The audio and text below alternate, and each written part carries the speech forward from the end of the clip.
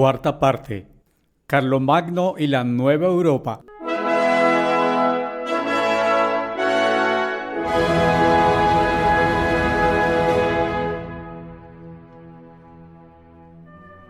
La restauración del Imperio Romano en Occidente por parte de Justiniano en el año 554 después de Cristo es un hito en la historia. Por un breve momento, ambas piernas del antiguo Imperio Romano, Oriente y Occidente, están bajo su control personal. Pero la histórica restauración de Justiniano apenas le sobrevive. Con la muerte del gran emperador, el Imperio de Oriente, con su capital en Bizancio, cae en un periodo de debilidad y decadencia. En casa, los conflictos civiles y religiosos desgarran el tejido de la sociedad. Al este, los persas renuevan sus guerras. Al oeste, los lombardos germánicos invaden y conquistan gran parte de Italia. La restauración imperial de Justiniano se desmorona en el basurero de la historia. Aunque muere de letargo, el Imperio Romano de Oriente, conocido desde hace mucho tiempo como Bizancio, sigue siendo reconocido como el sucesor oriental del antiguo Imperio Romano. Este tramo oriental debilitado se mantendrá en precariedad durante otro milenio. Mientras tanto, la Roma papal vuelve sus ojos hacia Europa occidental. Allí, al noroeste, está surgiendo un poderoso reino, el reino de los francos. Los francos se habían asentado anteriormente a lo largo del Rin, después de migrar río arriba por el río Danubio. Será bajo la tutela franca que la rama occidental del Imperio Romano redescubrirá su vitalidad y fuerza. Las tribus francas están gobernadas por una familia real de reyes conocida como los merovingios. Los merovingios afirman ser descendientes directos de la casa real de la antigua Troya. Los gobernantes merovingios poseen una inusual marca de autoridad. Todos los reyes de esta dinastía llevan el pelo largo. Creen que sus cabellos sin cortar son el secreto de su poder real, que recuerda el voto nazareo de Sansón en el Antiguo Testamento. Jueces 13:5, 16:17. Ver también Números 6:5. La dinastía merovingia había sido fundada por Clodión en el año 427 después de Cristo. Pero su gobernante más famoso es Clodoveo, 481 al 511. Los historiadores posteriores considerarán que Clodoveo fue el fundador del reino franco. El 25 de diciembre de 496, Clodoveo es bautizado católico, junto con 3.000 de sus propios guerreros. De este modo se convierte en el primer rey católico de los francos y el único gobernante cristiano ortodoxo en Occidente. Tras la muerte de Clodoveo en 511, su reino se divide entre sus hijos, quienes amplían aún más sus fronteras. El reino franco se convierte rápidamente en el reino más poderoso de Occidente. Sin embargo, con el paso del tiempo, la antigua línea de reyes francos se debilita. Los decadentes reyes merovingios sucumben a una vida lujosa. Los historiadores franceses los designarán como les rois fainéants, los reyes debilitados. Durante este periodo, el poder real del reino franco está en manos de los cancilleres de la corte, conocidos como major domus regiae o alcaldes de palacio.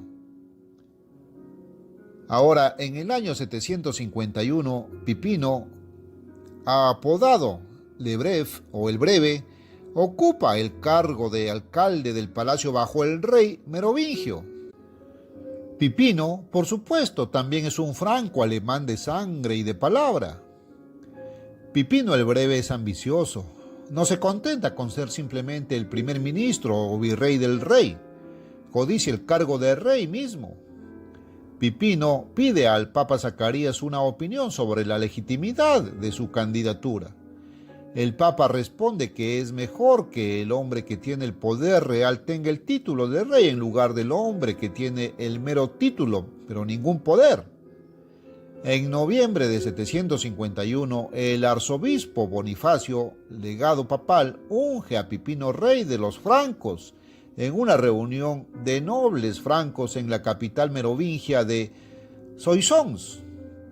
Pipino es ahora el ungido de Dios y el rey merovingio, Childerico III, es depuesto y encarcelado.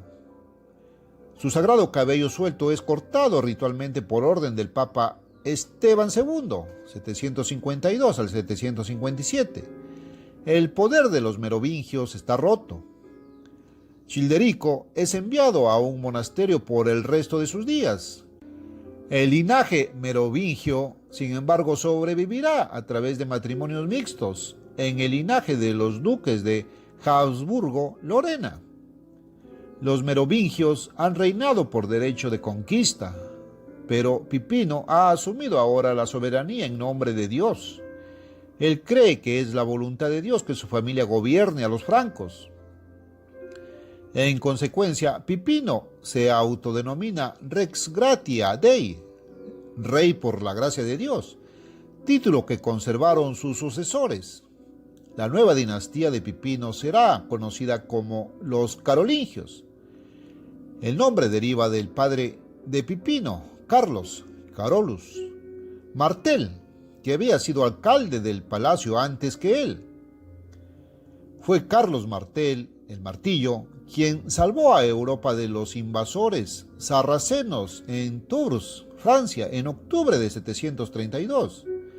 Gracias a esa trascendental victoria, los francos fueron ampliamente reconocidos como los verdaderos defensores de la cristiandad.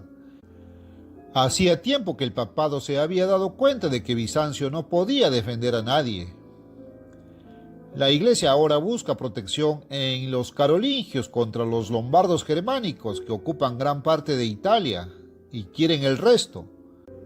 La situación se vuelve desesperada. Mientras los lombardos amenazan a Roma, el Papa Esteban II cruza los tormentosos Alpes en noviembre de 753. Su objetivo es el campamento de invierno de Pipino. El Papa pide a Pipino que acuda en su ayuda. Hay que proteger a la Iglesia de la invasión de los lombardos. Al mismo tiempo, el Papa Esteban VII unge y corona personalmente a Pipino y bendice a sus hijos y herederos. Los francos responden al llamado. Pipino invade Italia y derrota a los lombardos. Luego confiere al Papa el territorio lombardo conquistado, 754. Esta duración de tierras rescatadas se llama donación de Pipino. Consolida la alianza entre los carolingios y la Iglesia. La donación de Pipino no debe confundirse con la ficticia donación de Constantino, una falsificación que también data aproximadamente de esta época. Este documento, cuya falsedad no se demostraría hasta dentro de 700 años, aparentemente provino de la pluma del emperador Constantino, él mismo a principios del siglo IV, cuando se mudó a la nueva capital de Constantinopla. El documento pretende ser una oferta de Constantino al Papa Silvestre I y sus sucesores de gobierno temporal sobre Roma, Italia y la mayor parte de los territorios del mundo occidental. Se cree que es genuino. El pergamino conlleva vastas implicaciones y refuerza significativamente el prestigio y la autoridad del papado. Pipino muere en 768. Sus hijos Carlos, y Carlomán suceden conjuntamente en el trono franco. En 771, Carlomán muere repentinamente y Carlos se convierte en el único rey de los francos. Aunque solo tiene 29 años, Carlos es una figura imponente. Literalmente irradia poder y autoridad. Carlos mide 7 pies de altura, mucho más de un pie por encima de la altura promedio, y es robusto. Es majestuoso y de porte digno, pero es conocido por su calidez y caridad. Habla una especie de alto alemán antiguo, pero lo más importante es que es un cristiano católico celoso y dedicado. Ahora en posesión indiscutible del trono franco, Carlos dirige sus esfuerzos contra los enemigos de su reino. Su gran objetivo es restablecer la unidad política que había existido en Europa antes de las invasiones del siglo V. Primero lanza una campaña contra los feroces sajones que amenazan sus fronteras. Los sajones son la última gran nación alemana pagana. Durante las próximas 3 décadas, Carlos librará 18 campañas en su costosa y amarga lucha contra los obstinados sajones. En 804 serán finalmente cristianizados a punta de espada e incorporados a su imperio. Carlos también emprende campañas contra los bávaros, los ávaros, los eslavos, los bretones, los árabes y otros 35 pueblos numerosos. Durante su larga carrera realizará 53 expediciones y guerreará contra 12 naciones diferentes, y en el proceso unirá, mediante la conquista, casi todas las tierras de Europa occidental en una unidad política. Pipino había asestado una aplastante derrota a los lombardos, pero no los había sometido por completo. La Iglesia está ahora amenazada una vez más. Roma necesita un campeón. En 772, Carlos recibe una petición urgente de ayuda del Papa Adriano I, cuyos territorios han sido invadidos por Desiderio, rey de los lombardos.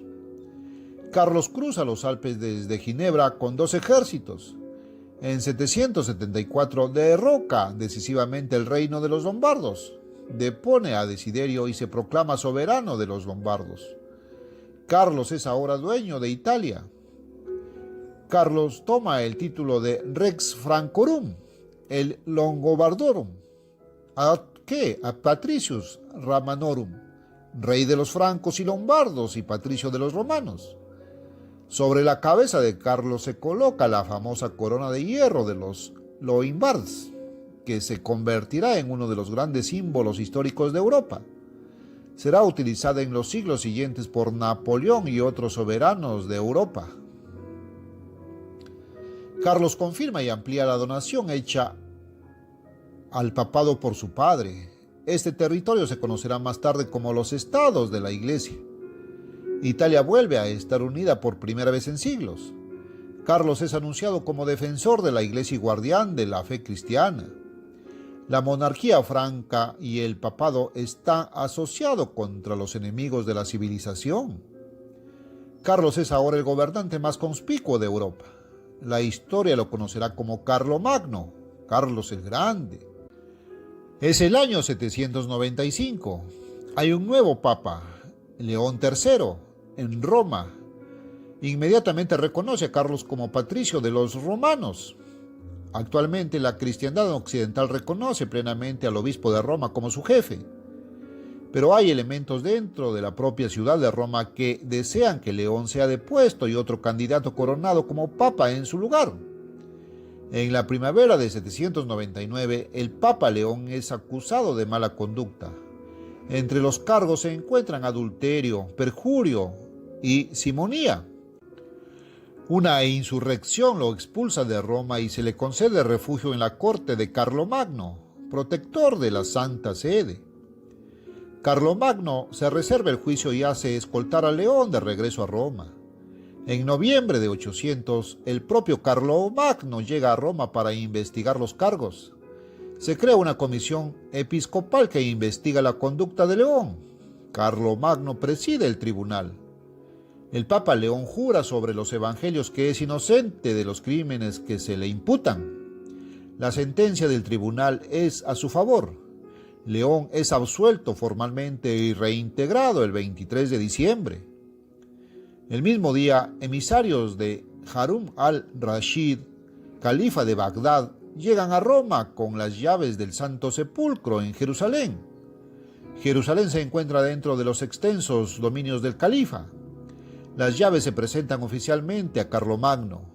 Este acto simboliza el reconocimiento por parte del califa musulmán de Carlomagno como protector de los cristianos y de las propiedades cristianas. Carlomagno permanece en Roma durante las vacaciones de Navidad. El día de Navidad del año 800 después de Cristo, el rey de los francos asiste a un servicio en la Basílica de San Pedro en la colina del Vaticano.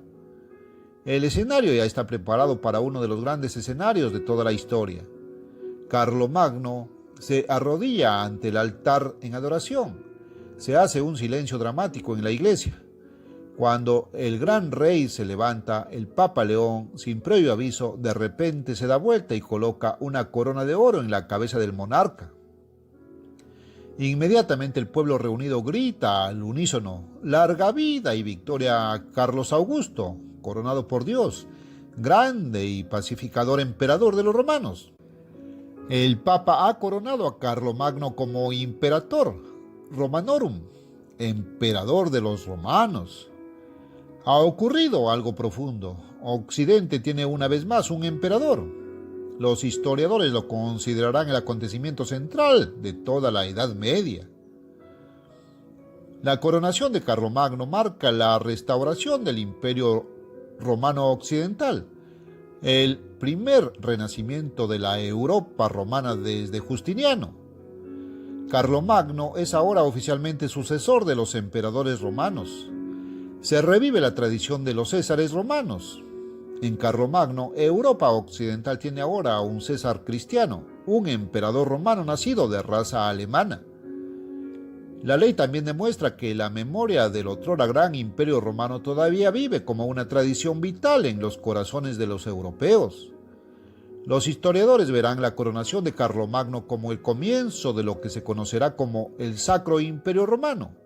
Se han sentado las bases políticas de la Edad Media. Carlomagno es gobernante de casi todos los territorios que alguna vez constituyeron el Imperio Romano Occidental.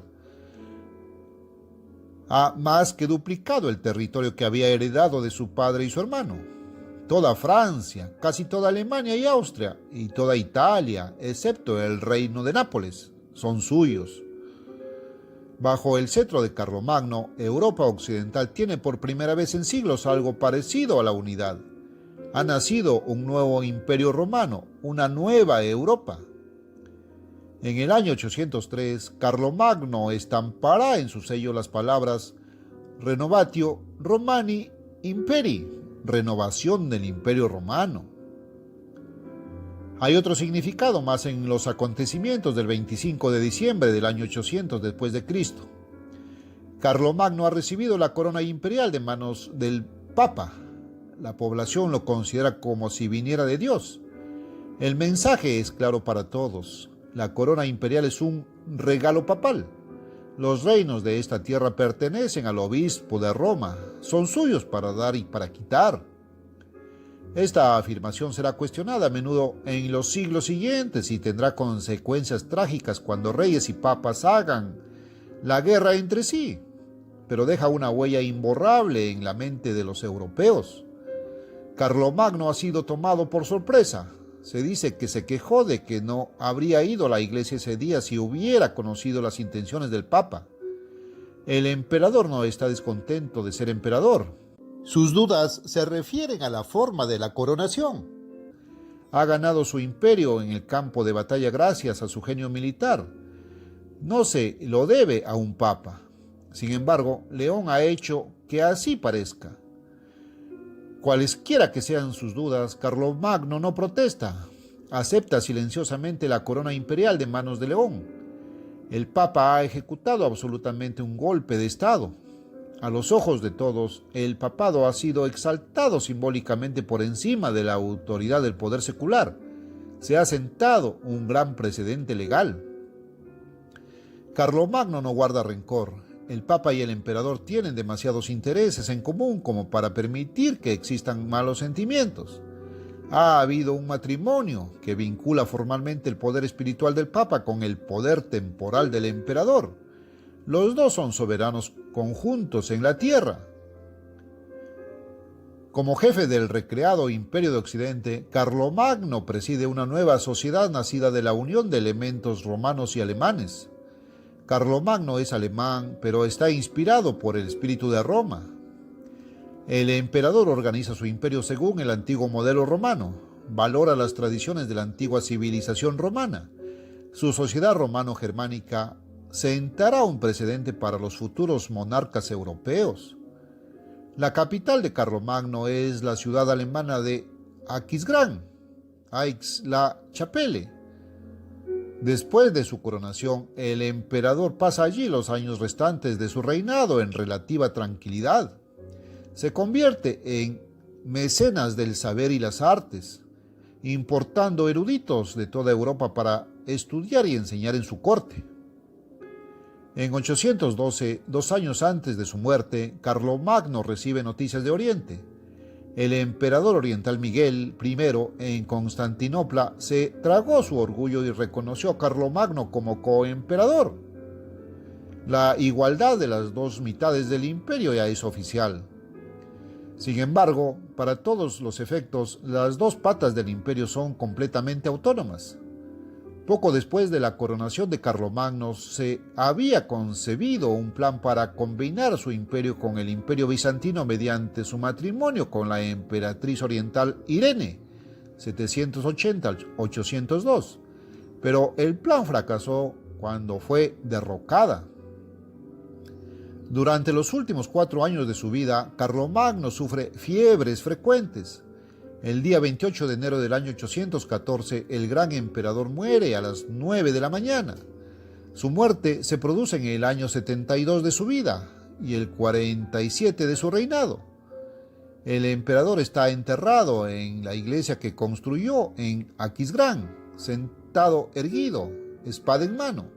Sus gigantescos logros serán alabados en la leyenda y la poesía populares durante los siglos venideros. Carlomagno no ha puesto fin a una era, ha comenzado una. Se le llamará Rex Pater Europae, Rey Padre de Europa. Ha mostrado a todos los europeos un ideal, les ha legado una tradición cultural y política común. Incluso en el lejano siglo XX, los hombres señalarán su modelo como un modelo para la unidad europea. Carlomagno ha dejado su huella en la historia europea como ningún otro hombre. Ha determinado en gran medida el destino político de Europa occidental. La restauración imperial de Justiniano en 554 después de Cristo se desmoronó casi inmediatamente después de su muerte. El imperio de Carlomagno le sobrevive solo por una generación. Este patrón muy cíclico de resurgimiento y desintegración se repetirá a menudo en los siglos venideros. A Carlomagno le sucede su hijo Luis el Piadoso. El bien intencionado pero débil Luis está dominado por su esposa y por los eclesiásticos. No posee ninguna calificación para gobernar el imperio al que sucede. Luis muere en 840, entonces estalla la guerra civil entre sus 3 hijos. En 843, el Tratado de Verdún soluciona las disputas entre los hijos de Luis. Divide el imperio de Carlomagno en 3 partes, una para cada uno de sus nietos. Sin embargo, en poco tiempo, Europa se desmorona en estados feudales dispersos. El imperio carolingio desaparece. La unidad política de la Europa cristiana pasa a ser cosa del pasado. En su debilidad, Europa occidental es víctima de las invasiones de hombres del norte, sarracenos y magiares. El continente vuelve a ser un caos político. El papado también está en problemas. La Santa Sede está cada vez más desgarrada por el faccionalismo. La intriga se vuelve rampante. El cargo papal se compra y se vende y en ocasiones se obtiene mediante el asesinato. La corrupción e inmoralidad del papado durante este periodo llevarán a historiadores posteriores a llamarlo pornocracia. El infame sínodo de cadáveres sirve como una extraña ilustración de la agitación en Roma. El cuerpo del ex papa Formoso 891-896 es exhumado por el recién elegido papa Esteban VI a finales de 896 y sometido a juicio, acusado de traición. El cadáver es vestido con ropajes papales, agredido con preguntas y acusaciones, y luego arrastrado por las calles de Roma con una multitud aclamando. Al año siguiente, el propio Papa Esteban es derrocado, encarcelado y estrangulado. Sergio III, Papa del 904 al 911, accede al cargo tras ordenar el asesinato de su predecesor. Su vida de pecado abierto con la famosa prostituta Marosia trae un descrédito generalizado al papado. Sergio engendró varios hijos de Marosia, entre ellos el futuro Papa Juan XI. El reinado de Sergio inicia un periodo conocido como el gobierno de las rameras. El caos reina en Roma y en toda Europa. La situación es grave. Para muchos resulta claro que la desunión y la debilidad en Europa están estrechamente relacionadas con la desunión y la debilidad de la Iglesia, y viceversa. Los clérigos perspicaces se dan cuenta de que deben llamar a un príncipe fuerte para unir nuevamente a Europa. Hay que salvar la civilización occidental. Con el reino franco en eclipse, Roma debe buscar en otra parte un campeón que resucite la tradición de unidad imperial. Cuando el próximo gran emperador aparezca en Europa occidental a mediados del siglo X, no será un franco, sino un alemán sajón. A medida que la Alemania medieval alcance una posición predominante en Occidente, la dignidad del título de emperador romano quedará permanentemente conectada con la de rey de Alemania. El primer Reich alemán está a punto de aparecer en escena.